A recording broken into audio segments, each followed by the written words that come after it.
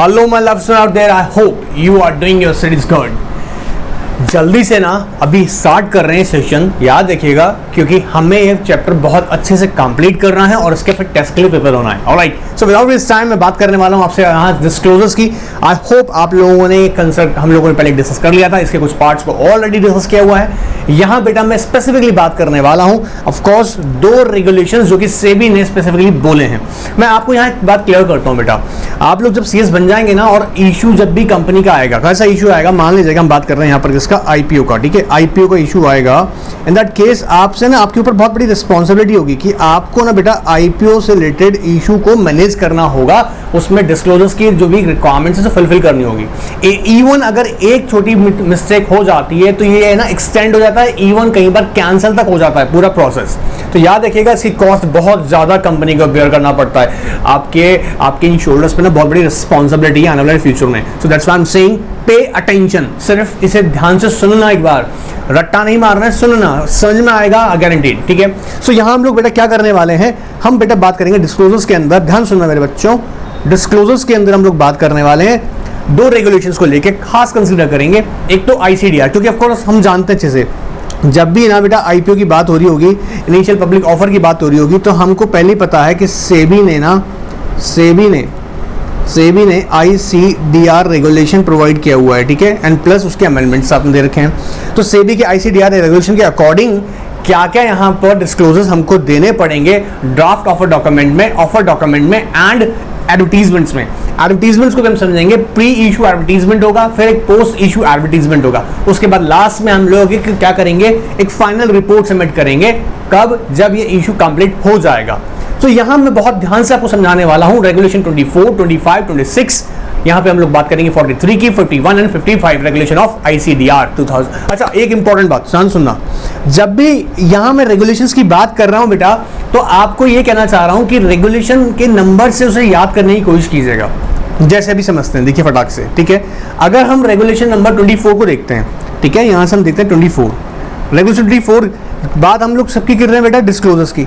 Sir disclosure क्या करना mandatory है, मैं फिर बता दूं, क्योंकि बिना डिस्क्लोजर के आपका एक सपोज आपको देखिए आपकी कंपनी के अंदर, एक इश्यूअर की कंपनी के अंदर इन्वेस्टमेंट चाहिए, इन्वेस्टमेंट के लिए मुझे डिसीजन लेना है कि मुझे इन्वेस्टमेंट करना या नहीं करना है। It's completely depend on the information which will be provided by your company and you know what, ये इंफॉर्मेशन जब आप देंगे ना तो आपका देखो document, draft of a document मेरे बच्चों, ड्राफ्ट ऑफ अ डॉक्यूमेंट बोलो ना, draft of a document, exam में डीओडी मत लिख देना, ठीक है, एंड ऑफ अ डॉक्यूमेंट, ये बहुत अच्छे से पहले पढ़ा होगा आप लोगों ने, ठीक है। इसलिए एक सेशन जो है दोनों के लिए रखा हुआ है, एग्जीक्यूटिव एंड सीएस प्रोफेशनल्स के लिए, दोनों के लिए है, ठीक है।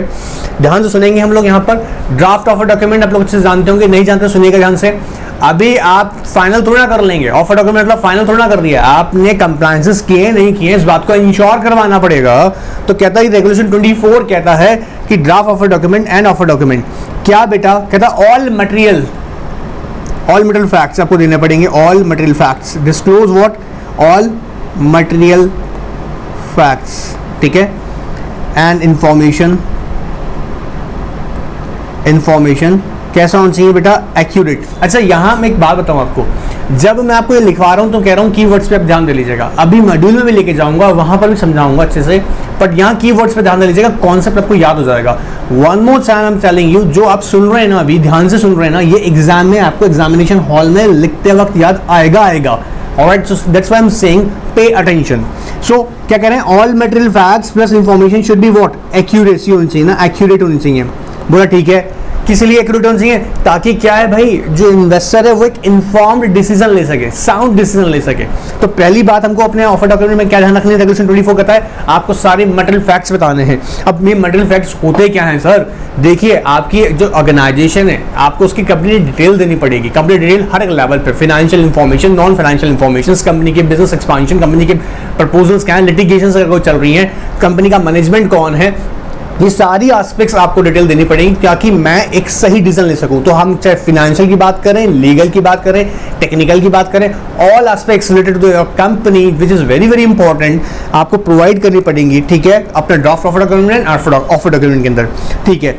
अच्छा ये कर दिया। अब कहता है अगर इसके अलावा red herring prospectus, red herring prospectus बच्चे जानते हैं कहाँ लेके आते हैं, बुक बिल्डिंग में, बुक बिल्डिंग के अंदर, ठीक है। बुक बिल्डिंग जब हम करते हैं, बुक बिल्डिंग आपको पता होगा मेरे बच्चों, बुक बिल्डिंग, बुक बिल्डिंग के थ्रू हम क्या करते हैं, प्राइस डिस्कवरी ना, प्राइस फाइंड आउट करते हैं, ऑलराइट।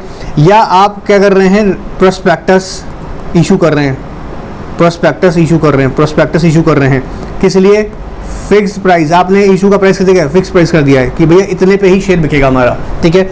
दोनों ही केसेस में आपको याद रखिएगा, आपको ये जो मटेरियल फैक्ट्स है तो बताने, ध्यान से सुनना मेरी बात को बेटा, मटेरियल फैक्ट्स तो बताने, ठीक है।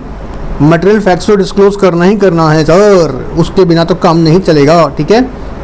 यहाँ सुनना, इसके अलावा कह रहा है कंपनीज एक्ट 2013 के प्लस सेबी का जो कि ICDR रेगुलेशन है उसका बेटा पार्ट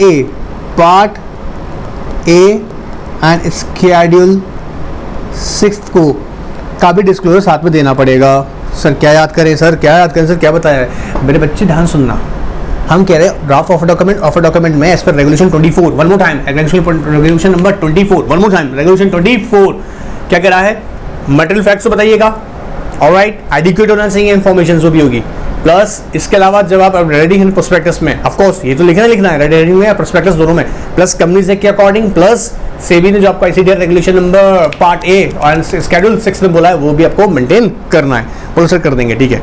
अब देखो बेटा ये डिस्क्लोजर्स बड़े इंपॉर्टेंट हो जाएंगे, इसलिए कह रहा हूँ ध्यान सुनना, याद कर लेंगे एक बार, अभी के भी याद करेंगे, ठीक है। देखो आगे सुनो, अच्छा ये बात कर लिया आपने, अब आगे का बात सुनो, इंपॉर्टेंट है एक और, बोला LM का ड्यूटी लगाओ, सर LM लीड मैनेजर और managers depends on size of issue, अगर बहुत बड़ा इशू लेकर आ रहे हैं तो एक से ज़्यादा भी LMs अपॉइंट कर लेती है इशूर कंपनी, इज इट क्लियर। सो यहाँ पे क्या कह रहे हैं, LM जो है ना आपका लीड मैनेजर जो इशू को क्या कर रहा है, पूरा मैनेज कर रहा है, ठीक है। यूजली मैं बता दूं बैंक्स होती हैं, ठीक है, यूजली बैंक्स होती हैं, लीड मैनेजर जो मैनेजर्स होते हैं, ऑलराइट। ये जो लीड मैनेजर है ना बेटा, ये क्या करेगा, इसको 3 टास्क दिए गए, इसे इंश्योर करके बताने पड़ेंगे 30 टास्क। सर ये 3 टास्क क्या होंगे, पहला बेटा इशूअर ने तुमको बता दिया डिस्क्लोजर, अब तुम क्या करोगे, एक आप क्या करो, ड्यू डिलिजेंस करो, क्या करेगा ये ड्यू डिलिजेंस का मतलब समझते हैं ना कि diligence regarding what, regarding the information related to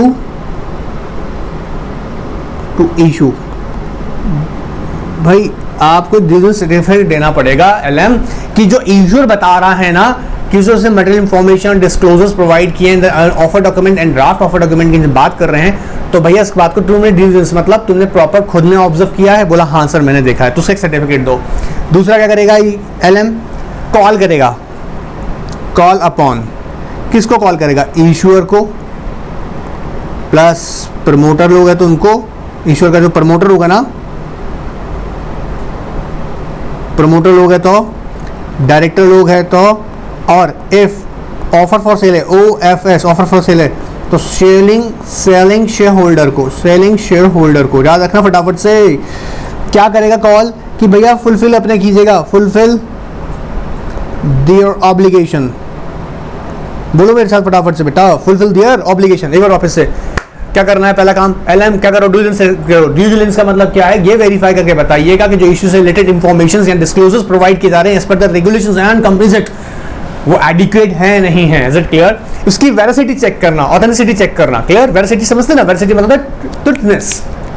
and second क्या करेगा, call upon the what, to whom, call करेगा इशूअर को, प्रमोटर को, डायरेक्टर को, या अगर OFS कर रहे हो, आपको याद होगा मैंने अभी रिसेंट AIF में बताया था कि जनरली क्या होता है, कंपनी अगर एक लेवल पे आ जाती है जब वो पब्लिक से पैसा लेने जाती है, तो इन दैट केस वहाँ पे क्या होता है, कुछ ऐसे शेयर होल्डर्स होते हैं जो एग्जिट भी कर लेते हैं, लाइक प्राइवेट इक्विटीज एग्जिट करते हैं, तो वहाँ पर अगर वो OFS कर रहे हैं तो उनका भी ऑब्लिगेशन बनता है। ऑब्लिगेशन क्या है, कंप्लीट डिस्क्लोजर अपने स्टेटस का देना पड़ेगा, ठीक है। आगे और बताता हूँ अभी, देखो तो पहला काम तो होगा डिलिजेंस एक्सेस करवाना है, दूसरा कॉल अपॉन करना पड़ेगा, तीसरा काम सुनना मेरे बच्चों, ध्यान सुनना भैया, ऐसा है जो इन्फॉर्मेशन आप दे रहे हो ना, क्या LM ना, LM इंश्योर कर भाई, LM इंश्योर करो यार, इंश्योर क्या करना है उसको, इंश्योर ये करना है, ध्यान सुनना, LM को इंश्योर ये करना है जो इन्फॉर्मेशन आपने कहाँ दी है, इन्फॉर्मेशन जो आप प्रोवाइड कर रहे हैं कंपनी की, ध्यान सुनना, कहाँ पर दे रहे बेटा, आप ड्राफ्ट ऑफर डॉक्यूमेंट में या ऑफर डॉक्यूमेंट में दे रहे हैं, ड्राफ्ट ऑफर डॉक्यूमेंट या फिर ऑफर डॉक्यूमेंट में जो दे रहे हैं इन्फॉर्मेशन, वो कहता है अच्छा ऑफर डॉक्यूमेंट के अंदर एक तरीका और बोलता है restated audited financial statement, restated on financial statements. ये इन्फॉर्मेशन जो है बेटा, ये इन्फॉर्मेशन जो प्रोवाइड कर रहे हैं, एलएम को इंश्योर करना है ये इन्फॉर्मेशन कैसी नहीं हो, not more than 6 months old from date of opening, from date of opening issue. ध्यान से सुना रहा है मेरे बच्चे, ऐसा भी नहीं होना चाहिए इशू ओपन हुआ है, ठीक है, अभी इशू का डेट मान लीजिएगा, एग्जांपल से समझाते हैं। आइए आइए ध्यान सुनते हैं। हमने मान लिया, ध्यान सुनना मेरे बच्चों, हाँ हमारा इशू हम लेके आ रहे हैं 30 जून को 2022, ठीक है, ऑलराइट। अब इस साल का 1 जनवरी 2022 तक का, ये बस इतना, इससे पुराना नहीं होगा इन्फॉर्मेशन, क्लियर हो रहा है, इससे पुराना इन्फॉर्मेशन नहीं होगा, क्योंकि अगर ज़्यादा पुराना इन्फॉर्मेशन है और आप अभी प्रेजेंट कंडीशंस नहीं बता पा रहे हैं कंपनी की, तो कैसे मानूं ये फैक्ट्स सही हैं, एडिक्वेट हैं, ट्रू हैं। हो सकता है बोलेंगे कि हाँ 1 साल पहले हमारा कंपनी ना बहुत ज़बरदस्त वर्क कर रहा था, इस साल तो बहुत सारी लिटिगेशन लगी हुई है, सर 6 महीने का स्टेटस बताओ पुराना पीछा, क्लियर एकदम। तो कह रहा है कि कैन होना चाहिए बेटा डीओडी में और या of course draft offer document या ऑफर डॉक्यूमेंट में जो इन्फॉर्मेशन होगी वो कितनी ज़्यादा पुरानी होनी चाहिए, not more than 6 months old from the date of opening of issue. ये सर क्या काम किया हम लोगों ने यहाँ बेटा, रेगुलेशन 24 हमने डिस्कस कर लिया, क्लियर हो रहा है, क्लियर हो रहा है, मेरी बात समझ में आ रही है। रेगुलेशन 24 के अंदर हमने कुछ एस्पेक्ट समझी हैं जो अभी हमने डिस्कस किया। पहला मटेरियल डिस्क्लोजर देगा, एडिक्वेट इन्फॉर्मेशन प्रोवाइड चाहिए, डिस्क्लोजर एज पर the unit red herring perspective, मतलब बुक बिल्डिंग के लिए हो रहा हो या प्रोस्पेक्टस हो, फिक्स प्राइस मेथड के थ्रू हो रहा हो, याद रखिए कंपनीज एक्ट के अकॉर्डिंग प्लस पार्ट ए और शेड्यूल 6 के अकॉर्डिंग आपको देनी पड़ेगी डिस्क्लोजर्स। इसके अलावा एलएम के 3 खास वर्क है, ड्यू डिलिजेंस करना regarding the related issue, information related the issue of the, है ना, एंड से पहला तो डिलिजेंस एक्सेस करना है, दूसरा क्या करेगा बच्चे, ध्यान से बोलो, एलएम को एक और काम करना है, call upon the what, call upon issue और प्रमोटर डायरेक्टर, और अगर ओएफएस है तो सेलिंग शेयर होल्डर्स को फुलफिल देयर ऑब्लिगेशन एज पर the regulations. And third one क्या करेगा, इन्फॉर्मेशन को इंश्योर करो, क्लियर, कि भैया वो पुराना नहीं हो, 6 महीने ज़्यादा पुराना नहीं होना चाहिए, क्लियर एकदम। सर आप तो एकदम स्पीड पर आ रहे हो सर, बच्चा ऐसे ही पढ़ेंगे ना हम लोग, हाँ। आइए आगे देखते हैं, फटाफट देखते हैं, बुक मॉड्यूल से भी कराऊंगा ताकि कह रहा हूँ आपको लैंग्वेज भी अच्छे से मिला, आप समझ भी सकें अच्छे से कॉन्सेप्ट को। आइए रेगुलेशन 24 की अगर बात करें, रेगुलेशन 25 रेगुलेशन 25 क्या करता है, फाइलिंग्स की बात करेगा बेटा, ये फाइलिंग्स। अब आपने तैयार कर लिया ना, अब फाइलिंग्स कीजिएगा, filing of draft offer document and offer document. यहाँ जो ड्राफ्ट ऑफर डॉक्यूमेंट है ना, इसकी 3 कॉपी लेना बेटा, ठीक है, 3 कॉपीज, और उसको फाइल करना बेटा, file with regional office of SEBI. अब सर रीजनल ऑफिस कैसे देखेंगे, तो आपकी जिस जुरिडिक्शन में ना आपका रजिस्टर्ड ऑफिस सिचुएटेड है, सर मेरे कंपनी का रजिस्टर्ड ऑफिस सिचुएटेड है दिल्ली में, तो ऑफ कोर्स आपका जो रीजनल ऑफिस पड़ेगा और दिल्ली है ना बेटा, उसमें आपको क्या करना है, 3 कॉपियां सबमिट कर देनी है, ठीक है। ये कौन करेगा बेटा, ये बाय एलएम होंगी, ये कॉपीज कौन देगा, एलएम, लीड मैनेजर देगा, ठीक है। अच्छा अब इसमें 2 इंपॉर्टेंट बात है, कहता है जो आप ये 3 कॉपीज दे रहे हैं ना, इसका एक तो याद रखिएगा शेड्यूल 4 के अकॉर्डिंग, एंड जो फीस साथ में जाएगी बेटा, फीस साथ में जाएगी वो शेड्यूल 3 के अकॉर्डिंग जाएगी। सर ये कैसे याद रखेंगे, मेरे साथ बोलोगे तो याद हो जाएगा, ऑलराइट, ऐसे याद रहेंगे। देखो रेगुलेशन 25 ये कह रहा है फाइलिंग्स कीजिएगा, आपने 24 में प्रिपरेशन कर ली, डिस्क्लोजर रेडी हो गया आपके सारे, ठीक है। अब आप इसको लेके जाएंगे फाइलिंग्स के लिए 25 में। फाइलिंग जब आप करने जा रहे हैं तो याद देखिएगा 3 कॉपीज लीजिएगा रीजनल ऑफिसेज में, सभी के रीजनल ऑफिसेज में, ऑलराइट। वैसे जब मैं आपको बता दूं रीजनल ऑफिसेज इंडिया में अभी अगस्त 2020 की डेट के अकॉर्डिंग बता रहा हूँ 4 हैं। कहाँ दिल्ली है, अभी मैं और क्लियर कर दूंगा, इसका मतलब ये नहीं है कि किसी कंपनी का अगर रजिस्टर्ड ऑफिस ऐसी सिटी में है जहाँ पर रीजनल ऑफिस नहीं है तो वो फाइलिंग कर सकता है, ऐसा नहीं है, बताऊँगा सभी। वैसे दिल्ली है, अहमदाबाद है, चेन्नई, एंड आपका मैं बताऊं, मोमेंट करो यार, कलकत्ता, ठीक है। दिल्ली, चेन्नई, अहमदाबाद, कलकत्ता, ठीक है। जनरली मैं बता दूं रीजनल ऑफिसेज हैं, इसके अलावा भी ऑफिसेज हैं, बट मैं यहाँ पे एग्जांपल दे रहा हूँ, जनरली जो 4 हैं एज पर द डेटा 2020 अगस्त 2020। नाउ अब अगर मैं बात करूं तो आपको इसको रीजनल ऑफिसर्स पर आकर सबमिट कर देना है, कर देंगे सर, फॉर्मेट बताएगा शेड्यूल 4 के अकॉर्डिंग है, फीस शेड्यूल 3 के अकॉर्डिंग है, कौन करेगा भाई, एलएम होगा। ठीक है, ये कर दिया आपने काम, बोला हाँ सर ये हमने कर दिया। अब बोलो फिर पकड़ो एलएम को, अब एलएम का फिर ड्यूटी आएगा, एलएम का ड्यूटी आएगा मेरे बच्चों, देखो एलएम क्या करेगा, ध्यान सुनना, एलएम का ड्यूटी आएगा कि उसको जरूरी काम निपटाने हैं। पहला, जब वो डीओडी फाइल कर रहे हैं, ड्राफ्ट ऑफ अ डॉक्यूमेंट किसके साथ करेगा बेटा, विद सेबी, ठीक है। तो बेटा उसको क्या काम करना है, उसको ये और बताना है, एक सर्टिफिकेट देना है, certificate of confirmation, certificate confirmation of agreement between issuer and LM. बेटा याद रखना है मेरी बात को ध्यान से, आप इशूअर जो है ना एलएम को ऑथराइज करेगा, एक ड्यूटी असाइन करेगा, क्या असाइन करेगा कि ये जो पूरा इशू आने वाला है इसको मैनेज आप करोगे। अब आपके पास वो अथॉरिटी, मतलब एलएम के पास वो अथॉरिटी है नहीं है, इसका एक एग्रीमेंट बनता है, उसका एक सर्टिफिकेट जो होगा एलएम सबमिट करेगा कि हाँ भाई मैं जो हूँ, मान लीजिए मेरा इस एलएम का नाम है एक्सिस बैंक, एक्सिस बैंक, ठीक है। तो ये एक्सिस बैंक जो है वो सबमिट कर रहा है, यहाँ पे एलएम का रोल प्ले कर रहा है और उसको अथॉरिटी मिली है कि वो इशू मैनेज करे। क्लियर, ठीक है सर। दूसरा बेटा याद रखना, वो एक डिविजन सर्टिफिकेट देगा, वापस डिविजन सर्टिफिकेट देगा, डिविजन सर्टिफिकेट, वो डिविजन सर्टिफिकेट जो होगा इन form number A and schedule 6 के अकॉर्डिंग होगा। और अगर कन्वर्टेबल डेट इंस्ट्रूमेंट इशू कर रहे हैं, कन्वर्टेबल डेट इंस्ट्रूमेंट्स, मेरे साथ बोलिएगा, कन्वर्टेबल डेट इंस्ट्रूमेंट इशू कर रहे हैं, तो बेटा उसको एक और सर्टिफिकेट लेना पड़ेगा, किससे लेना पड़ेगा, डिबेंचर ट्रस्टी से, in form number B and schedule again 6। मेरी बात पकड़ में आ रही है, मेरी बात पकड़ में आ रही है मेरे बच्चों को। रेगुलेशन 25 के कह रहा है, फाइलिंग्स की बात कर रहा है सर, बहुत सिंपल सी बात है, 3 कॉपी लीजिएगा, रीजन ऑफिस में जाकर सबमिट करना है, इतना आसान नहीं होता है, लेकिन हम बताने के लिए कह रहे हैं, ठीक है, प्रैक्टिकली इतना ईजी नहीं होता है, अब एक्सपीरियंस है नंबर ऑफ टाइम्स। सो यहाँ क्या कर रहा है आपको कि सबमिट कर देनी है, सबमिट करनी कैसे बेटा, आपको एलएम को फिर copy regional office of SEBI में इसको सबमिट करना है, इस पर शेड्यूल 4 एंड फीस पे करना शेड्यूल 3। क्लियर, फिर एलएम को ये बात सेबी को बताना अलॉन्ग विद डीओडी, मेरा ड्राफ्ट ऑफ डॉक्यूमेंट, कि भैया कंफर्मेशन का सर्टिफिकेट हम दे रहे हैं, means we have entered into an agreement, LM and issuer has entered into agreement. Clear एकदम। अच्छा, उसके बाद में क्या डिविजन सर्टिफिकेट प्रोवाइड करेगा एलएम, प्लस उसके साथ में उसको अगर कोई कन्वर्टेबल डेट इंस्ट्रूमेंट्स हैं तो वो डिबेंचर ट्रस्टी से सर्टिफिकेट लेगा as per form number B and schedule 6। और सर ये काम भी हमने कर दिए सर, इसके अलावा और काम अभी काम है मेरे बच्चे। स्टॉक एक्सचेंज है ना, जहाँ पर आप अपनी सिक्योरिटीज इशू कर रहे हैं, देखिए एक और ड्यूटी बनती है, एलएम की ड्यूटी क्या बनती है, ध्यान से सुनना, कि जहाँ पर आपकी सिक्योरिटीज, मतलब स्टॉक एक्सचेंजेस जहाँ पे अपनी सिक्योरिटीज आप क्या करेंगे, लिस्ट करवाएंगे, उसको भी इंफॉर्मेशन देनी है। ध्यान से सुनना मेरे बच्चों, अगर हम बात करें इशूअर ना,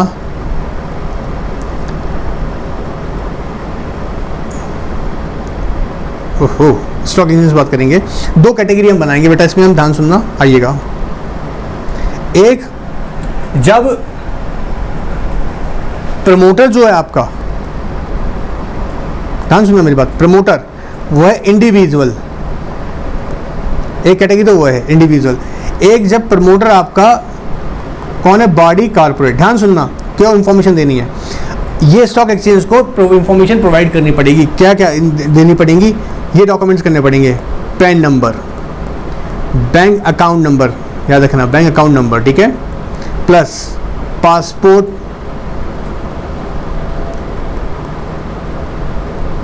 पासपोर्ट नंबर, ठीक है, ये आपको इंफॉर्मेशन देनी है। अगर वो बॉडी कॉर्पोरेट है तो pan number plus bank account number plus company registration number, सबको पता होगा अच्छे से, प्लस आरओसी एड्रेस।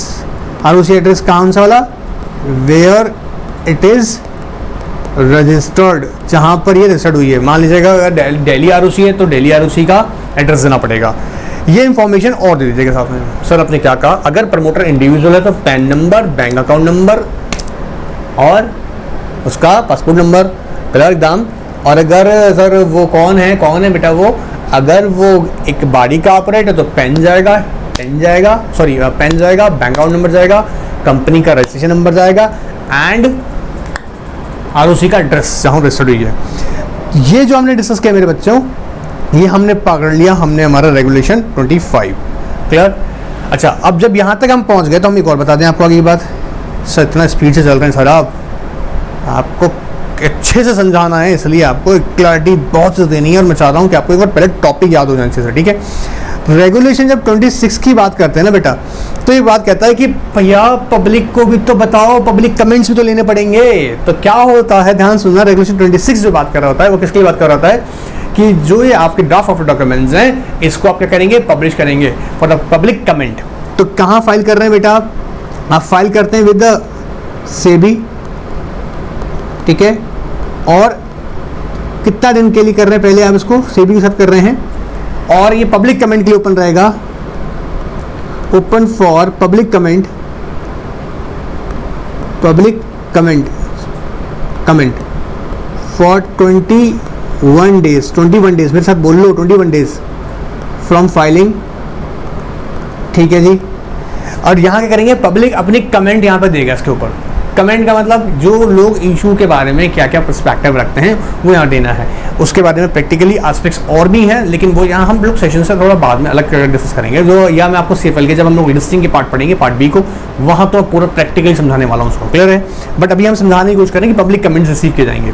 अच्छा सर, अब जो 21 डेज पहले मतलब फाइलिंग कर दी, अब 21 डेज के लिए पब्लिक कमेंट के लिए ओपन है। यहाँ पर जैसे इससे फाइल किया ना, तो एलएम ना with in 2 working days, with in 2 working days, with in 2 working days कहाँ से काउंट करेंगे, जब आपने फाइलिंग कर दी, 21 डेज पहले फाइलिंग कर दी ना, उसके बाद में क्या करेंगे, with in 2 working days. LM क्या करो, एक एडवर्टीजमेंट दे दो बेटा, क्या करो, एडवर्टीजमेंट, ध्यान सुनना मेरी बात को, क्या करें बेटा, एडवर्टीजमेंट, एडवर्टीजमेंट, एडवर्टीजमेंट देना पड़ेगा। कहाँ कहाँ देना पड़ेगा, एक तो नेशनल इंग्लिश न्यूज़पेपर, एक नेशनल हिंदी न्यूज़पेपर, एक रीजनल लोकल लैंग्वेज न्यूज़पेपर, जहाँ पर कंपनी का आरओ है, यहाँ पर वो आप एक एडवर्टीजमेंट देंगे, ध्यान सुनना। और ये एडवर्टीजमेंट जो जाएगा मेरे बच्चे, एडवर्टीजमेंट जो जाएगा याद रखिएगा, वो फैक्ट डिस्क्लोज करेगा, fact disclose the fact, the fact of filing DOD with SEBI and inviting public comment, ठीक है। मैं जानता हूँ कि आप लोगों को ये जो लैंग्वेज से राइटिंग थोड़ी डिफिकल्टी आ रही है समझने में, इसलिए मैं बार बार बोलता हूँ, ठीक है। ध्यान सुनिएगा क्या कह रहे हैं, जो ये आप फाइल करेंगे, क्या आपने फाइल कर दिया, पब्लिक कमेंट के लिए 21 डेज के लिए ओपन रहेगा from date of filing, within 2 working days एक एडवर्टीजमेंट दीजिएगा। एडवर्टीजमेंट के बाद में क्या होगा, वो पब्लिक कमेंट के बारे में बताइए उस न्यूज़पेपर में। तो national English, national Hindi and local, जो कि आपकी रीजनल लैंग्वेज में है, उसके वहाँ के जहाँ पर आपका आरओ सिचुएटेड है, मीन्स रजिस्टर्ड ऑफिस है जहाँ पर आपका, वहाँ पर आप उसको सर्कुलेट कीजिएगा और ये फैक्ट डिस्क्लोज कीजिएगा कि आपने सेबी साथ में ड्यूटी फाइल कर दिया और आपके पब्लिक कमेंट्स को भी इन्वाइट कर रहे हैं। फिर सिंपली हमेशा की बात याद रखिएगा, क्या होता है, पब्लिक कमेंट्स आया, कोई चेंजेस आया, देन फाइनली उस चेंजेस को कैरी आउट करना पड़ेगा आपको, ऑलराइट। एंड ये बात ध्यान रखिएगा जब इसको, अच्छा ये हमेशा देखना कि सर इसको 21 डेज हम पता कैसे देखेंगे, तो बेटा इसको होस्ट करते हैं, याद रखना, होस्ट ऑन सेबी वेबसाइट, ठीक है।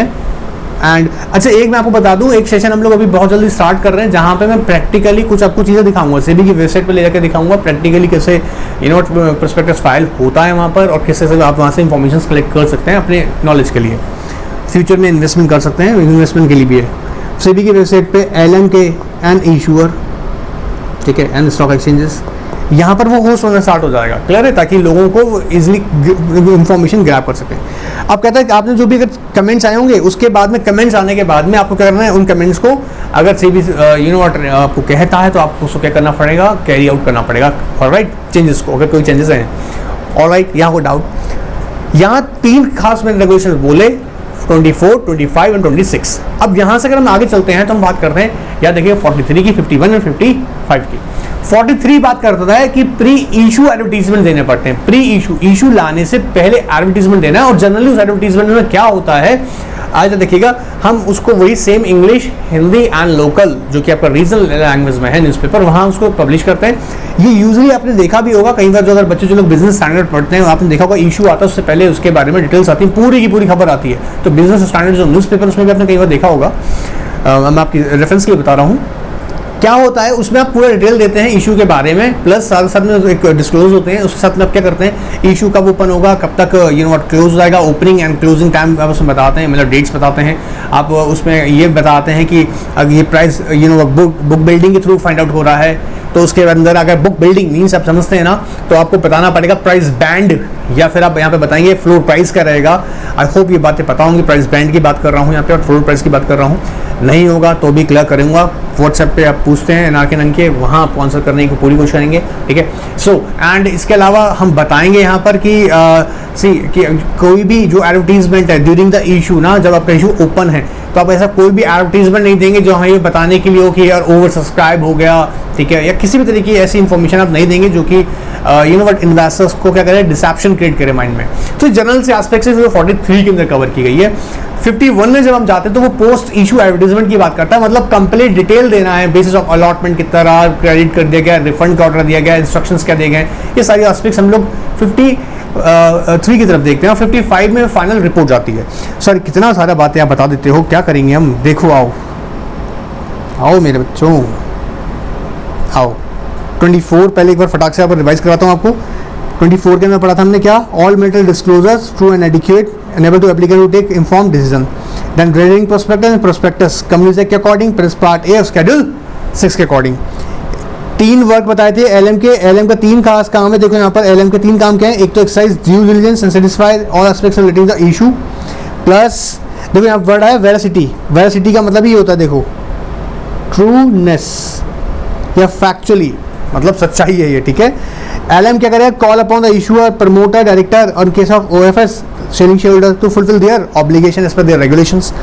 लीड मर्चेंट बैंकर ये इंश्योर करो कि इंफॉर्मेशन कंटेन्ड, देखो ना मेरी बात को ध्यान से, information contain in what, in where, या हाउ इज इट ओके, या in draft offer document particulars as per restated advertised financial statements not more than 6 months old from the date of opening।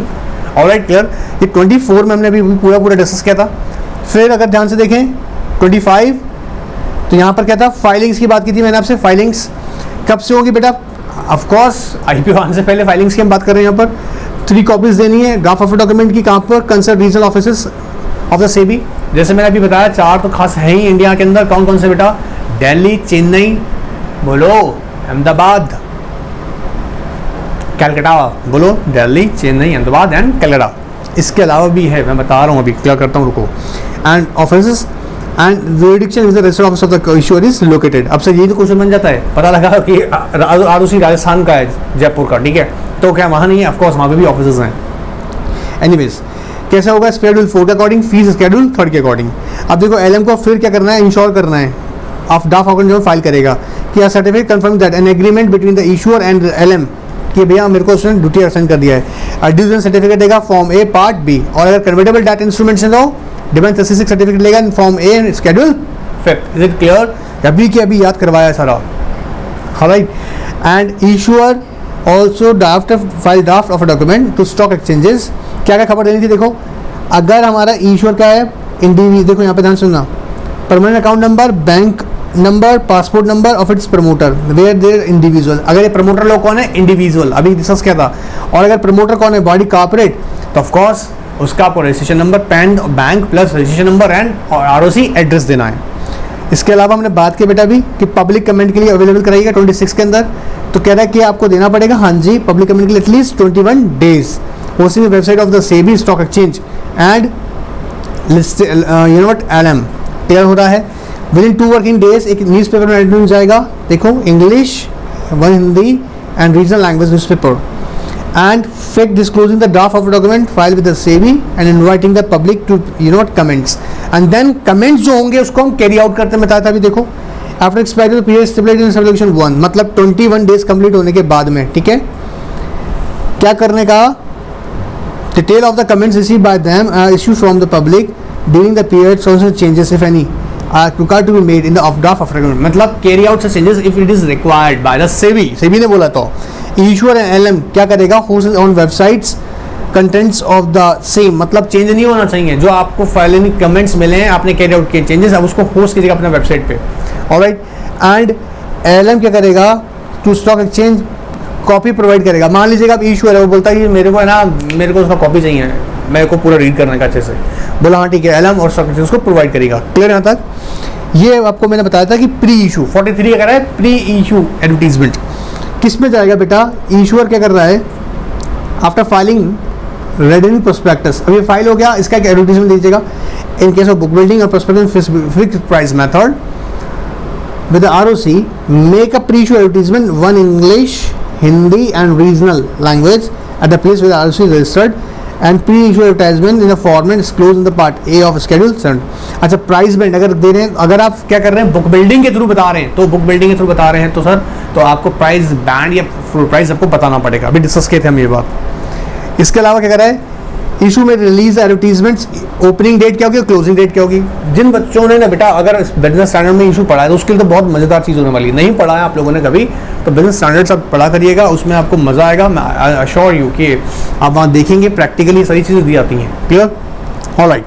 And कोई भी देखो, during the issue of open for subscription no advertisement, किसी भी तरह का impression नहीं देगा क्या कि भैया फुली सब्सक्राइब हो गया, ओ सब्सक्राइब हो गया, इंडिकेटिंग इन्वेस्टर्स, भाई ऐसा कुछ नहीं बताना है। इंडिकेटिंग इन्वेस्टर समझते हैं कि एक पर्टिकुलर इन्वेस्टर है जो कि मान लीजिएगा वेल रेपुटेड है, मान लीजिएगा अभी मान लीजिएगा टाटाज में इन्वेस्ट कर रहे हैं, टाटाज करें तो लोगों का ध्यान किया जाएगा, टाटाज कर रहे हैं, तो आप ऐसे एडवर्टीजमेंट मत कीजिएगा। Clear? Then post issue advertisement 51 का रेगुलेशन कहता है, अब ये डिटेल पूरी देनी कब, जब आपके पास में आपका कंप्लीट हो गया वर्क, मतलब क्या क्या देखो, अब ध्यान से फोकस करना बेटा। सब्सक्रिप्शन को लेकर बेसिस ऑफ अलॉटमेंट करेंगे, कितने नंबर गए, value and percentage of application under ASBS, number value of percentage of successful allottees किनको मिल गया है, date of completion of dispatch of refunds order, और instruction to self certified syndicate bank के इनका पेमेंट्स वापस करना है, तो date of credit of special securities, demat में जाएगी ना, डिमैट में जाएगा रे, तो उसका रेट बताना है। Date of filing or listing application, release within 10 days from the date of completion, and at least one English newspaper, Hindi and regional newspaper। ये कंप्लीट सारे डिटेल आपको देना है। प्लस कंपनी का वेबसाइट की, मतलब कौन सा जो कि स्टॉक एक्सचेंज है उसकी, जो आपका पोस्ट एडवर्टीजमेंट, इसकी मैंने डिटेल अभी आपको बताई है, और सबके सब आपको कहाँ आप देनी पड़ेगी, उसको करनी पड़ेगी स्टॉक एक्सचेंज, आपके कंसर्न स्टॉक एक्सचेंज पर। एंड फाइनली रिपोर्ट सबमिट होती है, देखिए 55 के अंदर स्टॉक एक्सचेंज सेबी के साथ में। क्या कह रहा है, फाइनल पोस्ट इशू रिपोर्ट, इस पर पार्ट ए शेड्यूल नंबर 17 की बात कर रहा है। यहाँ पर कह रहा है ड्यू डिलिजेंस सर्टिफिकेट कौन फॉर्मेट फाइल करेगा, LM फाइल करेगा इन 5th शेड्यूल 5 इन 7 डेज, याद रखिएगा 7 days from date of financial of base of allotment, अब इन 7 डेज ऑफ रिफंड। दोनों में से एक ही बात होगा, या तो आप सक्सेसफुल, अगर आपका इशू सक्सेसफुल रहा तो अल्टीमेटली 7 डेज के अंदर क्या हो गया, आप अलॉटमेंट कर दिया, चलिए ठीक है, तो कहता है 7 डेज के अंदर क्या कीजिएगा, फाइनल रिपोर्ट दीजिएगा, अलॉटमेंट हो गई है सर, सक्सेसफुल नहीं रहे तो रिफंड करना पड़ेगा, रिफंड का 6-7 दिन के अंदर फाइनल रिपोर्ट देनी पड़ेगी आपको स्टॉक एक्सचेंज एंड सेबी को। आई होप यहाँ तक कॉन्सेप्ट एकदम क्रिस्टल क्लियर होगा आपको, इसमें कोई डाउट नहीं होगा, ये ऐसा मैं उम्मीद करके चल रहा हूँ। ठीक है, अब नेक्स्ट जो है बेटा वो हम लोग इसी का ही नेक्स्ट पार्ट क्रिएट कर रहे हैं। ठीक है, नेक्स्ट पार्ट के अंदर मैं डिस्कस करूंगा, याद रखिएगा, क्योंकि ये 29 substantial acquisition and takeover, of course substantial acquisition of shares and takeover, वापस substantial acquisition of shares and takeover, ये बड़ा ही मजेदार रेगुलेशन है, ये बहुत जगह काम आने वाला है। अब भी बता रहा हूँ, इस बुक में पढ़ेंगे, अलग अलग सब्जेक्ट्स में भी पढ़ेंगे इसको हम लोग, और बहुत इंपॉर्टेंट है ये पूरी एस्पेक्ट्स जो है ना, टेक्निकल एस्पेक्ट्स को मैं एक फ्रेश आपके लिए रेडी कर रहे हैं विद प्रैक्टिकल एग्जांपल्स, वहाँ हम लोग डिस्कस करेंगे। सिर्फ अभी आप इसको फटाफट से सीरीज को देखिएगा, याद देखिएगा, पर्पस मेरा यही है, छोटा सीरीज आप इसे अच्छे से समझ लें, फिर दूसरे हम लोग सीरीज को लेंगे, याद करेंगे अच्छे से। ऑलराइट, तब तक के लिए एंजॉय कीजिएगा, गुड बाय, टेक केयर।